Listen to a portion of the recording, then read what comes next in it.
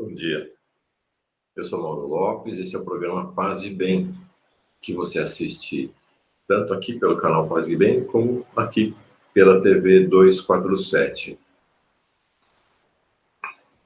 É o programa Paz e Bem de número 120, de 14 de março, e hoje é quinta-feira. Impressionante como o nosso país tem vivido luto. O luto está sendo uma constante na história do Brasil, especialmente depois do golpe de Estado de 2015 e 2016, e mais ainda depois do novo poder, o poder que nos apresentou o perfil neofascista apoiado pelas elites brasileiras de maneira tão brutal. O luto é algo que marca a história do povo brasileiro, né? Porque a história do povo brasileiro, a Mangueira mostrou isso num momento de grande alegria, que foi o desfile das escolas de samba, durante o Carnaval. A Mangueira como que apresentou a um país ao qual falta a memória dos seguidos lutos que nós enfrentamos, né? Massacres, mortes, assassinatos de todos aqueles pobres, sozinhos, sozinhas, ou em comunidade, que ousam levantar a cabeça para afirmar-se como seres humanos. Mas há algo de especial, né? Algo de especial nesses últimos tempos. Nós estamos a 73 dias do início do governo Bolsonaro. Há algo que há um gozo pela morte, né? Há um gozo pela tragédia, há um gozo pelo sofrimento do outro. Isso tem imposto um luto de caráter diferente para nós. Hoje, 14 de março, a gente chora os meninos, meninas, jovens mortos na tragédia de Suzano. Choramos também os adultos, adultas, mortos na tragédia de Suzano. Choramos a morte e suicídio desses dois jovens que cometeram este crime brutal para em seguida suicidarem-se. Choramos a dor das suas famílias. Choramos a dor dos seus amigos. Choramos a dor de toda aquela comunidade da escola ao Brasil, em Suzano. É um dia muito duro, e é também um dia duro porque hoje completa-se um ano do assassinato da Marielle Franco e do Anderson Gomes. Então, hoje é como se a gente tivesse essa convergência de lutos, né, no país. Então, um dia pesado para o Brasil hoje. Amanheceu uma madrugada muito escura, um dia pesado para o país hoje. O que eu trouxe para a nossa reflexão, né, a partir desse luto, desse choro? É pensar ou olhar os distintos olhares. Acho que há dois projetos para o país hoje, quando a gente fala que o Paz e Bem é um projeto de uma espiritualidade plural de paz. Nós estamos alinhados a um tipo de projeto para o país. E há um outro projeto para o país que nega tanto a pluralidade quanto a paz. E esses projetos, que muitas vezes, especialmente um projeto que nega a pluralidade, né, que é o pensamento único, e nega a paz, que é o império da violência, ele muitas vezes aparece travestido, porque ele precisa se apresentar de maneira palatável, aceitável para a sociedade. Mas momentos dramáticos, críticos, como a tragédia de Suzano, eles nos permitem que esses projetos sejam plenamente revelados à luz do dia, né? Em meio ao luto, em meio à dor, em meio ao sofrimento, cada um desses projetos se apresenta com nitidez, com clareza. Eu digo mais, há dois caminhos de espiritualidade para o país. Dois caminhos de espiritualidade que se apresentam ao país nesses momentos. E esses caminhos, eles estão sintetizados pelas figuras símbolo, pelos líderes, por aqueles que vocalizam esses dois projetos. Então, eu trouxe para a reflexão nossa aqui, principalmente, as falas do Bolsonaro e do Lula em relação a essa tragédia. Depois vamos examinar também algumas outras falas, mas me parece que na fala, nas notas, no caso do Lula, uma nota manuscrita que foi digitada e distribuída. No caso do Bolsonaro, um Twitter, ou na verdade dois, nós já vamos ver isso juntas. E ali estão como que condensados esses projetos para o país, estão condensados dois caminhos de espiritualidade. Vamos ver. Eu vou abrir aqui no meu computador esse estudo que eu fiz essa madrugada. A primeira característica da nota do Bolsonaro é que ela veio a público apenas 6 horas depois. Soube-se da tragédia de Suzano e apenas 6 horas depois o Bolsonaro pronunciou-se. O que é muito relevante, né? Porque ele que, para usar uma linguagem típica do bolsonarismo, né? Ele que dispara tão rápido, sempre, né? No ataque, na agressão, ele demorou nada menos do que 6 horas para soltar uma nota em relação à tragédia. E não foi uma nota, foram duas, só que uma foi apagada. E depois ficou valendo uma nota que está lá no Twitter dele. Qual foi a nota apagada? Óbvio que todos nos solidarizamos. E óbvio que muitos exploram maldosamente contra o presidente. Loucura, né? Vejam a nota, que é a nota que, mesmo tendo demorado tanto tempo para sair, foi a nota mais espontânea do Bolsonaro. Vejam a referência, a autorreferência, uma pessoa completamente autorreferenciada no momento de uma tragédia desse tamanho. O que ele diz? Óbvio que todos nos solidarizamos e óbvio que muitos exploram maldosamente contra o presidente. 2 dias atrás, ele fez uma declaração sobre a prisão dos assassinos da Marielle. É impressionante como o Bolsonaro é muito transparente, né? Isso vaza, né? Vaza. O que ele falou? Ótimo que prenderam. Agora eu quero saber quando é que vão prender os mandantes do meu atentado, da minha facada, né? É sempre autorreferenciado, né? Essa incapacidade de sair dessa autorreferência e mirar, olhar, compadecer-se, ter compaixão com a dor do outro, né? Portanto, aguardar as informações é vital sem oportunismo. Antes que seus adversários falassem, antes de qualquer coisa, ele já está jogando, já está colocando a questão do ponto de vista do embate político do país, né? Quando ele denuncia que a exploração política, que a exploração maldosa contra o presidente, quem está lançando essa discussão na esfera da luta política do país é ele mesmo, né, como presidente da República. Ele apagou essa mensagem não está lá no Twitter dele. A mensagem que é a mensagem oficial do Bolsonaro foi a seguinte: presto minhas condolências aos familiares das vítimas do desumano atentado ocorrido hoje na escola Professor Raul Brasil em Suzano, em São Paulo. Uma monstruosidade e covardia sem tamanho. Que Deus conforte o coração de todos. Ok? De novo.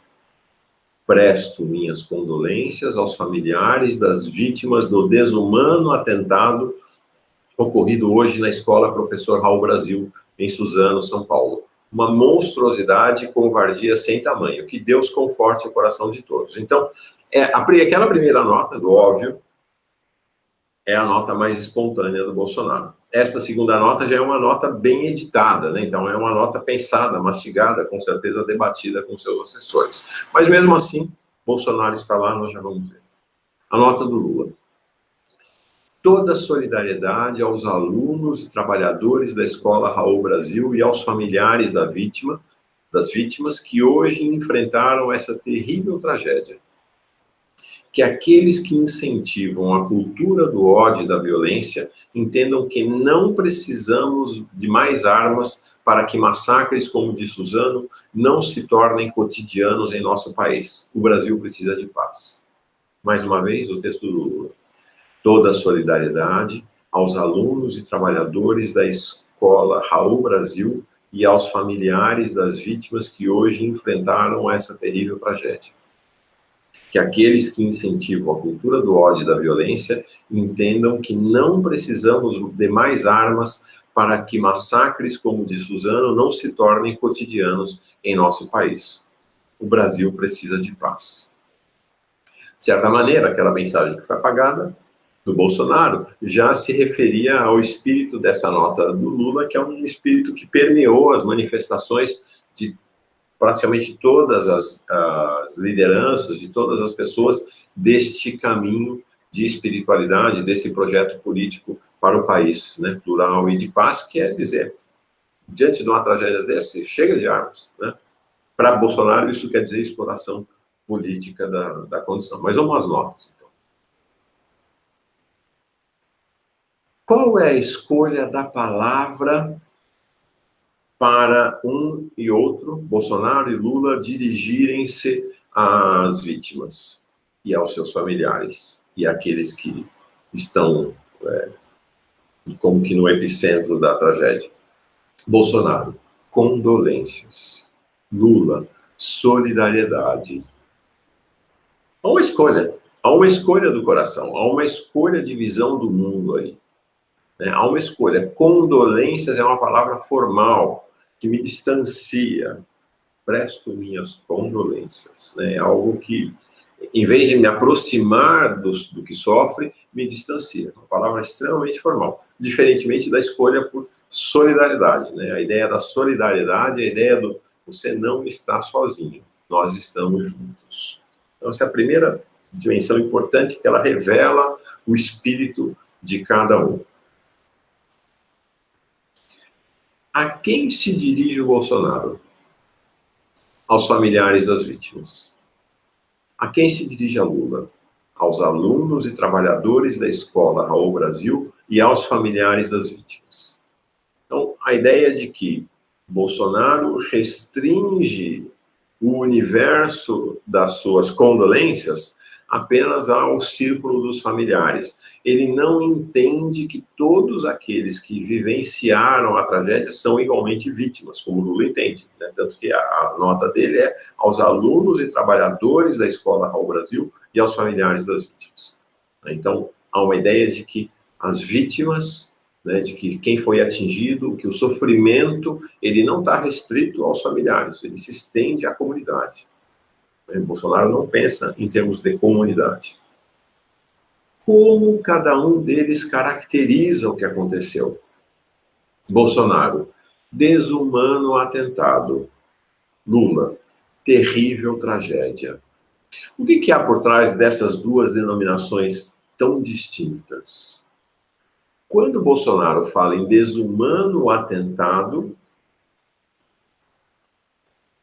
ele está já preparando o seu discurso para culpabilizar, para indicar um culpado, para apontar um responsável. Os dois rapazes que perpetraram essa tragédia suicidaram-se depois. Não é um cenário confortável para Bolsonaro, né? Porque fica mais difícil essa culpabilização. Mas, de certa maneira, esta ideia do desumano atentado, né, da culpabilização, permeou cobertura daquela imprensa mais vinculada ao pensamento do bolsonarismo. Tanto que é significativo que uma repórter da Bandeirantes, ao abordar a mãe do menino de 17 anos que cometeu, que participou da morte, né, que matou as pessoas, o Guilherme Monteiro, de apenas 17 anos, e que ela disse que o filho dela sofreu durante muito tempo bullying na escola, né, foi assediado, sofreu bullying na escola, e aí a repórter vira para ela, a senhora se sente culpada? Culpa, né? Então é preciso encontrar a culpa, né? Mas não é a culpa social, não é a culpa das dinâmicas sociais, é encontrar ali, naquele meio dos pobres de Suzano, quem é o culpado, quem que nós vamos pegar para Cristo, né? Quem será o culpado? Pois bem, então Bolsonaro vai ainda mais adiante, né, nessa ideia. Ele vai dizer que é uma monstruosidade e covardia sem tamanho. monstruosidade e covardia sem tamanho. Diante de monstruosidades e covardia sem tamanho como essas, o que nos resta fazer? Armarmos. Ele não fala isso aqui explicitamente, mas a ideia de que há uma situação de covardias e monstruosidades na sociedade que precisam ser combatidas. Como ela será combatida? Com armas. Lula encaminha em outra direção. Não precisamos de mais armas para que massacres como o de Suzano não se tornem cotidianos em nosso país. Então, o caminho de Lula não é qualificar o que aconteceu como algo monstruoso, como uma covardia, né? Criar conotações que levantem o espírito para a vingança, para a resposta agressiva. E ele traz esta palavra que me parece que é central, né? Não precisamos mais de armas. As armas não são solução para nada. Como é que cada um deles termina a nota? Bolsonaro, que Deus conforte o coração de todos. Mais uma vez, o recurso a Deus, né? O uso fácil da palavra Deus para tentar criar identidade com as pessoas que creem no país. Então, esse recurso fácil a Deus. Que Deus conforte o coração de todos. Como é que Lula termina sua nota? O Brasil precisa de paz. Isso é muito interessante, porque a palavra paz não existe no dicionário de Bolsonaro. Não escutamos. Não há. Essas palavras como solidariedade, compaixão e paz inexistem no dicionário de Bolsonaro. Então, é importante ver, são duas visões de mundo, dois projetos para o país, dois caminhos de espiritualidade completamente distintos diante da tragédia. Isto vai se reproduzir e ampliar e radicalizar na medida em que, né, outras lideranças que não têm, né, que não são o Lula e o Bolsonaro, mas que estão vinculados a um e a outro, começaram a se manifestar no dia de ontem. O Flávio Bolsonaro: meus sentimentos a todos os familiares das vítimas covardemente assassinadas no Colégio de Suzano. Mais uma vez, né? Covarde, o pai, covardemente aqui, né? Essa ideia de que vamos preparar o nosso espírito contra esses covardes, né? Mais uma tragédia protagonizada por menor de idade e que atesta o fracasso do malfadado Estatuto do Desarmamento ainda em vigor. Então, é difícil até pensar, é tão torto o raciocínio que é difícil entender, né? Mas a ideia de que é menor de idade, então precisa baixar a idade penal. O fracasso do malfadado Estatuto do Desarmamento, o país ainda em vigor, né? Já acabou o Estatuto do Desarmamento na prática, né? Depois do novo regime e com esse projeto deles de liberar a posse de armas, e ontem, no dia da tragédia, envio de um projeto para ampliar o porte de armas, não apenas a posse, mas o porte, não é coincidência, é convergência. Em pleno dia da tragédia, o governo Bolsonaro envia ao Congresso um projeto de facilitação do porte de armas. Entende? Então, a resposta deles é o seguinte: não, desarmar não é a solução é armar. A solução é armar. Isso vai estar explícito na fala do senador Major Olímpio, do PSL de São Paulo, uma fala também chega a ser inacreditável. Ele falou isso na Comissão de Constituição, Justiça e Cidadania do Senado. Se tivesse um cidadão com uma arma regular dentro da igreja, dentro de escola, professor, servente, policial aposentado trabalhando lá, poderia ter minimizado o tamanho da tragédia. Veja o projeto de país que está aqui sintetizado por esse Major Olímpio. É para que as pessoas andem nas escolas e nas igrejas armadas. Nas igrejas, nas escolas, armadas. Eles fazem isso, né? A gente soube que o filho do Bolsonaro, o Carlos Bolsonaro, durante toda a cerimônia da posse do pai, dia 1 de janeiro, estava armado. Outro dia, lemos que o Eduardo Bolsonaro anda em Brasília, então no Congresso Nacional, em ministérios, em órgãos públicos, armado. Gente, tudo Brasil. Vocês imaginam o Brasil inteiro. Não é o Brasil inteiro se armando, porque armas custam caro, né? Alguns se armaram, né? Alguns se armaram. Vamos contrapor, então, a manifestação da Gleisi e do Guilherme Boulos. Diz Gleisi Hoffmann, né? Então, tendo como referência o Flávio Bolsonaro. Não, deixa eu dar mais uma referência. O Eduardo Bolsonaro. A gente sempre vai na argumentação, eles, né? O bolsonarismo, de que a arma é um pedaço de metal. Faz tão mal quanto um carro. Ou seja, para fazer mal, precisa de uma pessoa por trás dela. Armas não matam ninguém. O que matam são pessoas. Pode usar pistola, facas, pedras ou, aqui acaba a declaração dele, acrescentou, ou carros. Tem essa ideia, então, de que carro e arma é a mesma coisa. A incapacidade de olhar que a originação, o projeto que existe quando se faz um carro e quando se faz uma arma, são totalmente distintos. Né? Quando se faz um carro, ninguém faz um carro para que o carro seja atirado contra alguém. Quando alguém faz uma arma para que essa arma, para que a bala, o projétil, seja de fato atirado contra alguém. Contrapõe-se essa visão de mundo, então, esse projeto, Gleisi Hoffmann, toda solidariedade às vítimas da escola de Suzano. Tragédias como essa resultam do incentivo à violência e à liberação do uso de armas. O Brasil precisa de paz. Guilherme Boulos, nossa solidariedade aos familiares e a toda a comunidade escolar nesse momento tão doído. É preciso dar um basta ao culto da violência, que apresenta armas como um ideal de força. Então, dá para ver que a escolha das palavras deste projeto de paz e deste projeto de violência, a própria escolha das palavras simboliza, sintetiza, resume todo o projeto de cada uma dessas vertentes para o país. Sintetiza a espiritualidade, a maneira como essas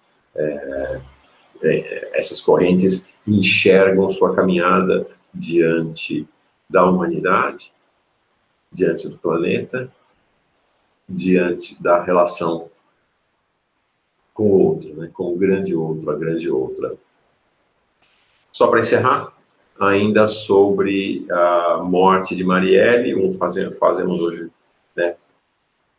Celebramos hoje um ano da memória de Marielle, foi celebrada também na Avenida, pela Mangueira, mas ao mesmo tempo ainda choramos o luto da sua perda, uma perda tão significativa para o país e para o mundo, né? A repercussão mundial, tanto a morte da Marielle, o massacre de ontem, a tragédia de ontem, repercutem mundialmente. Então, não preciso falar aqui de como Lula, Gleisi, Boulos, como as lideranças deste campo que defende a paz para o país têm se manifestado ao longo de um ano sobre a morte, o assassinato de Marielle, nós conhecemos sobejamente. Queria chamar a atenção para, mais uma vez, o Bolsonaro. Então, vejam, não há coincidências nesse caso. O Bolsonaro demorou 6 horas para se manifestar sobre a tragédia de Suzano. No caso da morte de Marielle, que aconteceu em 14 de março do ano passado, ele foi falar apenas em 29 de março. 29 de março.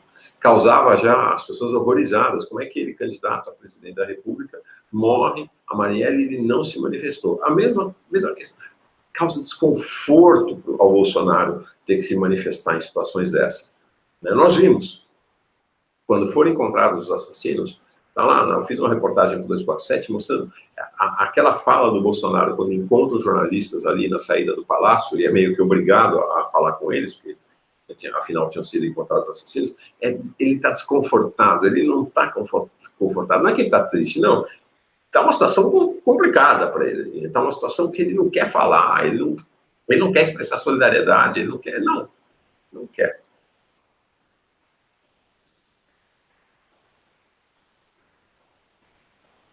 E eu vou falar dessa fala, para a gente encerrar. O que ele vai falar em 29 de março? Então, ele teve tempo de ponderar, meditar, conversar com os assessores, não foi de improviso. O que ele vai falar? A gente conhecia a vida dessa parlamentar e suas bandeiras. Se eu falasse que ela era uma pessoa extremamente boa ou extremamente mal, eu teria críticas de qualquer maneira. Então, resolvi permanecer em silêncio até para não politizar o assunto. É um tema, né, recorrente para eles, né? Eles politizam tudo e ficam acusando os outros de politização. Ideologizam tudo e acusam os outros de ideologizar. Também poderia ser acusado de estar fazendo palanque em cima disso. Eu respeito as mortes no Rio de Janeiro. Eu respeito opiniões completamente contrárias à minha, que ela, Marielle, sempre tinha. Houve quase uma unanimidade por parte da mídia. Me criticaram por causa do silêncio. A resposta que eu dou: eu tenho comparecido a enterros, basicamente, de policiais do Rio de Janeiro. Ontem, mais 3 perderam a vida lá. O meu diagnóstico é que há uma política de direitos humanos equivocada. As audiências de custódia, que não são uma lei, têm que acabar com isso aí. O politicamente correto, políticas de desencarceramento, de progressões de pena, você tem que mudar tudo isso aí. Até mesmo a questão do auxílio reclusão.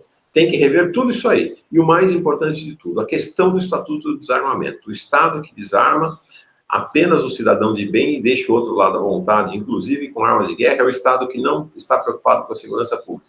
Não tem uma linha de solidariedade, não tem uma linha de compaixão, não tem uma linha de lamento em relação à morte da Marielle. É impressionante essa fala dele, de 29 de março do ano passado.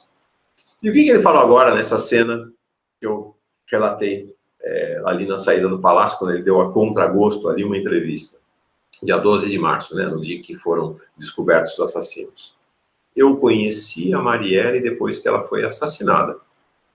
Eu conheci a Marielle só depois que ela foi assassinada. Mas também estou interessado em saber quem mandou me matar. Espero que realmente a apuração tenha chegado de fato a quem foram os executores, se é que foram eles, e a quem mandou matar. Primeiro, ele mente descaradamente, é muito impressionante. Né? A 29 de março ele falou, a gente conhecia a vida dessa parlamentar e suas bandeiras. Agora ele diz, eu conheci a Marielle depois que ela foi assassinada. E essa coisa, né? Também não tem solidariedade, não tem nada. Né? Eu estou interessado em saber quem mandou eu matar, que é o que ele vai dizer ali na primeira nota que foi apagada. Né?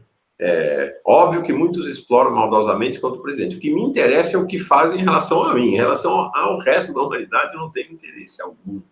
Né? É muito impactante, é muito forte olhar para essa visão de mundo do Bolsonaro e que expressa uma visão de mundo do bolsonarismo. Né? Bom, já passou demais a hora, o tempo passou demais, quero encerrar, então, apenas com essa ideia, né? Hoje, um ano depois da morte da Marielle, um dia depois da tragédia de Bolsonaro, a gente se coloca diante dessas tragédias, né? Diante do assassinato da Marielle, um assassinato encomendado, um assassinato de ódio, né? Diante da tragédia de Suzano, né? Na qual a dimensão do ódio também está presente, né? Os meninos que perpetraram, né? Um menino e um jovem, que perpetraram os assassinatos lá, frequentavam um deles, pelo menos, apoiava explicitamente o Bolsonaro, frequentavam essas redes de ódio, homofobia, xenofobia nas redes sociais, né? Então, essa dinâmica de ódio que permeia amplamente a sociedade brasileira hoje, esse projeto de ódio, né? A este projeto de ódio nós temos que afirmar outro projeto, o projeto de paz. As duas palavras-chave na manifestação do Lula, e que se expressam também solidariedade e paz. Estas são as palavras que devem nos conduzir. Então, vamos fazer um instante de silêncio e meditação em memória de todos aqueles que morreram ontem, das suas famílias, da comunidade reunida ao redor da escola Raul Brasil, em Suzano, também em memória de Marielle, de sua esposa, de sua família, de todas as comunidades com as quais ela interagia. Vamos silenciar. Atenção e não tensão, uma postura ereta, respiração profunda, mantra.